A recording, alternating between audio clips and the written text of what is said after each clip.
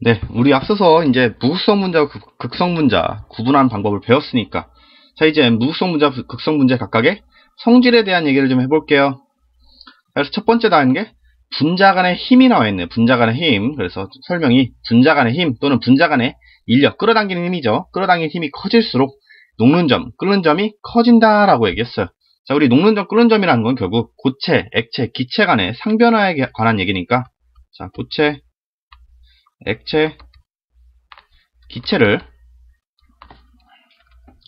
분자 수준으로 우리가 표현을 한번 해볼게요. 자, 분자를 하나의 원으로 표현한다면, 그러니까 동그라미 얘를 분자 하나다라고 얘기한다면, 고체는 어떻게 분자가 배열되어 있는 형태인가요?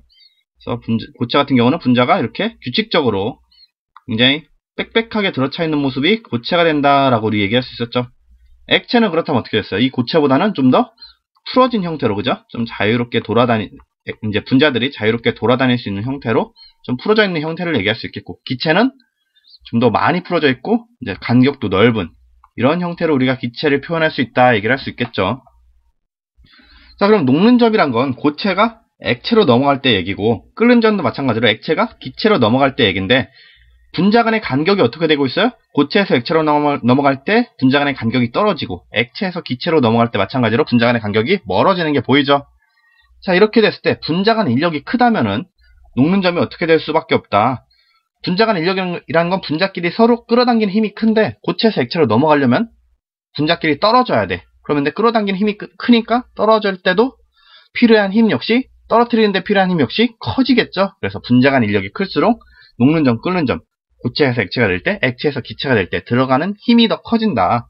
그래서 녹는 점, 끓는 점의 힘이 커진다는 것도 무슨 얘기야? 온도가 올라간다. 즉 녹는 점의 온도, 끓는 점의 온도가 좀 더 점점 커진다라고 우리가 표현을 할 수 있다는 거예요. 그럼 우리 이 상태에서 분자 간의 힘은 어떨 때일수록 좀 더 큰가라고 따져보니까, 자, 쌍극자와 쌍극자 사이에 분자 간의 힘이 제일 크고, 쌍극자와 유발쌍극자, 그 다음에 유발쌍극자, 유발쌍극자 사이에 인력이 제일 작다라고 나와 있는 거예요.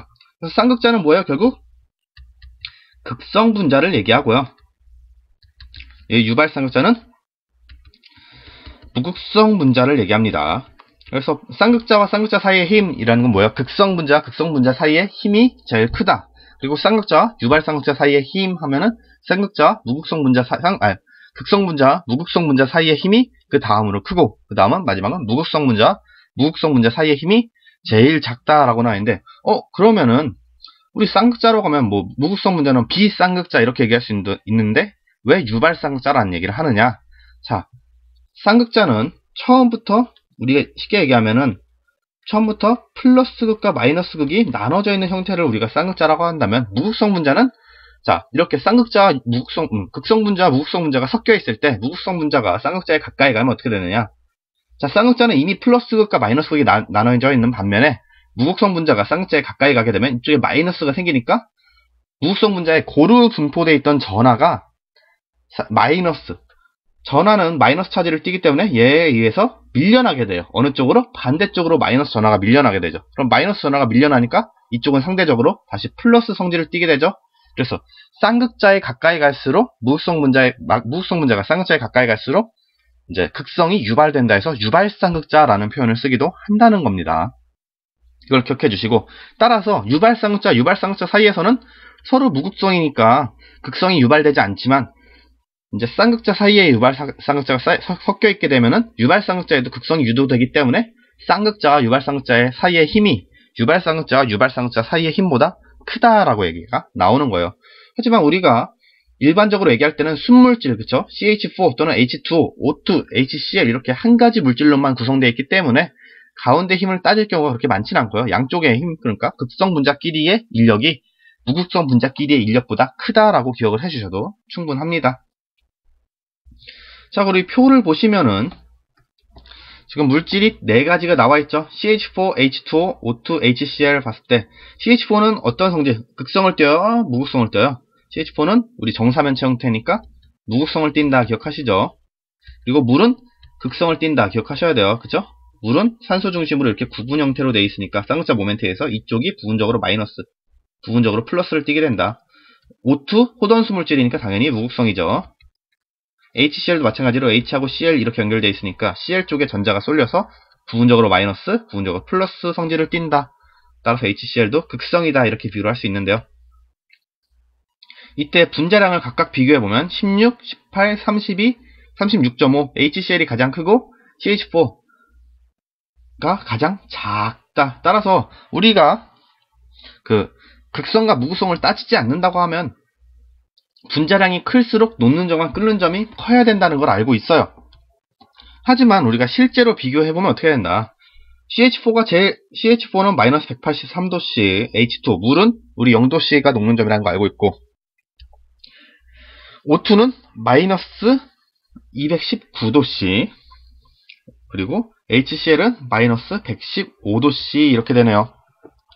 그래서 이때 비교를 해보면 우리 일단 극성을 띠는 산소는 죄송합니다. 이제 물하고 HCl, 염산이 녹는 점이 상대적으로 높다는 걸 볼 수가 있죠. 따라서 극성을 띨수록 녹는 점 또는 끓는 점이 상대적으로 높다라는 걸 알 수가 있고, 이 중에서도 물이 제일 높은데 물이 높은 이유는 뭐다? 자, 분자 간의 결합 중에서도 뭘 하기 때문에 물은 우리 수소결합한다 기억하시나요? 수소결합은 뭐였어요? F, 플로린, 산소, 질소 등에 뭐가 달라붙어서 여기에 수소가 달라붙어서 수소는 전기음 성도가 굉장히 낮은 반면 FON은 얘네들은 전기음 성도가 매우 크죠? 따라서 전자가 F 또는 산소 또는 질소 쪽으로 많이 쏠리기 때문에 이제 특수한 극성 분자 간의 결합 중에서도 특수하게 수소 결합이라는 걸 한다. 수소 결합은 이제 극성 분자 간의 결합 중에서도 굉장히 큰 힘을 가지고 있기 때문에 녹는 점과 끓는 점이 매우 높다. 그래서 같은 극성 분자이면서 분자량이 큰 염산 HCl보다도 녹는 점과 끓는 점이 매우 높다라는 걸 우리가 발견할 수가 있죠. 그래서 물은 이제 수소 결합의 특징 때문에 그런 거고, 상대적으로 극성 분자가 무극성 분자보다 녹는 점과 끓는 점이 높다라고 이렇게 기억을 해주시면 되겠습니다. 자, 두 번째 나온 건 용해성 나왔네요. 용해성은 그냥 이 문장만 외워주시면 됩니다. 극성 분자는 극성 용매, 무극성 분자는 무극성 용매에 잘 용해된다. 이것만 기억해주세요. 따라서 HCl은 극성이니까 이제 우리 용매, 용질, 용액은 잘 기억하시나요? 자, 우리가 소금물이라는 게 있다면, 자, 소금물은 우리 용액이라 부르죠. 그래서 용액은 뭐로? 용질과 용매로 구성이 되어 있죠. 그래서 소금물에서 용매는 뭐다? 물이고 용질은 소금이다. 이렇게 얘기를 했었죠. 그래서 자, 특정 물질을 소금을 물에 녹이는데, 자, 녹이는 역할, 쉽게 말해서 양이 더 많은 거죠. 양이 더 많은 걸 우리가 앞으로 용매라고 부르고, 양이 적은 것, 소금물에는 물이 소금보다 더 많을 거 아닙니까? 그러니까 소금이 양이 적으니까 적은 애를 용질이라 부른다라고 이렇게 기억을 하시면 됩니다. 그래서 예를 들어서 HCl을 녹이려고 한다. HCl은 극성이니까 극성 분자는 극성 용매, 물에 녹이면 잘 녹는 거고, 무극성 분자, 여기선 CH4 얘기할게요. CH4는 어디다? CH4 같은 무극성 분자는 극성 용매엔 녹지 않고 이제 다른 무극성 용매에 녹여야 잘 용해가 된다. 이 문장만 기억해 주시면 될 것 같습니다. 자, 다음으로 건너가서, 자, 전기적 성질 나와 있네요. 전기적 성질. 자, 흐르는 극성 물질에, 이제 우린 예로 물을 많이 드니까 물을 들게요. 물에 대전체를 대전체에 우리 이제 고등학교인가요? 중학교 때인가요? 아무튼 배우죠. 이제 전기가 전도된 형태, 전기가 대전된 물체를 가까이 대면은 극성 물질이 대전체 쪽으로 끌려온다라는 겁니다. 그래서 극성 물질을 전기장 속에 넣어주면 부분적으로 마이너스 전하를 띤 부분은 플러스 극 쪽으로, 부분적으로 플러스 전하를 띤 부분은 마이너스 극 쪽으로 물질이 규칙적으로 배열된다. 그래서 전기장을 걸어주지 않았을 때는 지금처럼 지금 부분적으로 마이너스 플러스 된 게 자기 멋대로 존재하는데, 전기장을 걸어주면 어떻게 된다? 플러스 극 쪽으로는 지금 마이너스가 한쪽으로 다 배열되어 있는 게 보이고, 마이너스 극 쪽으로는 이제 부분적으로 플러스를 띄는 부분이 한쪽으로 잘 배열되어 있는 게 보이죠. 그럼 여기서도 마찬가지죠.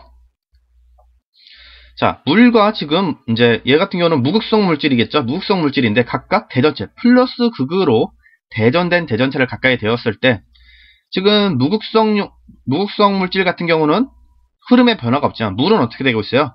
지금 약간 플러스 극적으로 휘어져서 떨어지는 모양을 보인다라고 얘기를 할 수 있죠.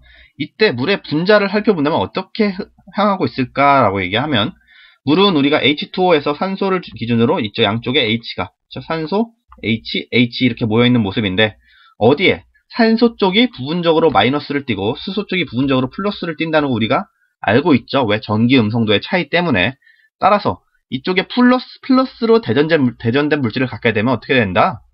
산소가 이쪽에 배열된 형태로 산소가 플러스 극을 바라보면서 이렇게 낙하를 하고 있을 거다라고 우리가 얘기를 할 수 있다는 거죠.